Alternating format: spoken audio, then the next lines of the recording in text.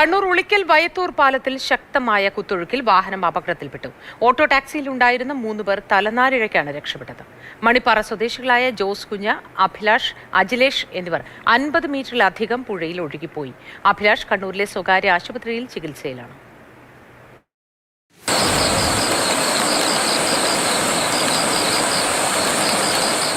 ഭാഗ്യം കൊണ്ട് ജീവൻ തിരിച്ചു കിട്ടിയാണ്. പുതിയൊരു ജീവിതമാണ് നമുക്ക് കിട്ടിയിരിക്കുന്നത്. മരണം ഞങ്ങൾ മുന്നിൽ കണ്ടതാണ്. തലനാരിഴക്കാണ് 3 പേരും രക്ഷപ്പെട്ടത്.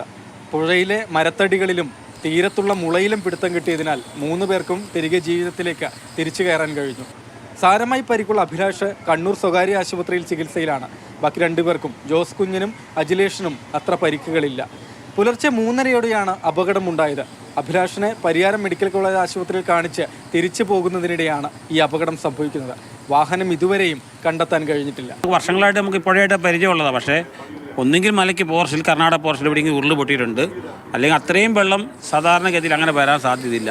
അപ്പം പ്രതീക്ഷിക്കാത്തൊരു വെള്ളമാണ് അവിടെ ഉണ്ടായത്. അവിടെ ഇന്ന് നേരം വെളുത്തും പറഞ്ഞവർ അങ്ങനെ പറയുന്നത്, അതുപോലെ വെള്ളം ഇന്നുണ്ടെന്ന് പറഞ്ഞു. ഞാൻ ഒരു ചെറിയ വള്ളിയുള്ള കൂമ്പാരത്തിന് മുകളിലായിരുന്നു, ഇവരൊരു മരത്തിലും. അപ്പോൾ വേറെ രക്ഷയൊന്നും കാണുന്നില്ല. വലിയ മഴയും ആരെയും പിടിച്ചിട്ടൊന്നുമില്ല. പിടിവിട്ട് പോകുന്നുള്ള ഇതായപ്പോൾ ഇവർ പിന്നെ രണ്ടും കൽപ്പിച്ച് ഇവരെടുത്ത് ചാടി ഇവർ പോയി. അപ്പോഴേക്ക് അവിടെ അടുത്തുള്ള 2 പേര് വന്ന് അവരും ചാടി കരയ്ക്ക് കയറ്റി. അതിശക്തമായ മഴയാണ് വയത്തൂർ ഉൾപ്പെടുന്ന മലയോര മേഖലയിൽ പെയ്തത്. മഴയുടെ ശക്തി കുറഞ്ഞത് വളരെ ആശ്വാസം. ഏതായാലും വലിയൊരു അപകടമാണ് സംഭവിച്ചത്. അതിൽ നിന്ന് തലനാരിഴയ്ക്ക് രക്ഷപ്പെട്ടതിൻ്റെ ആശ്വാസത്തിലാണ് 3 പേരും അവരുടെ കുടുംബാംഗങ്ങളും.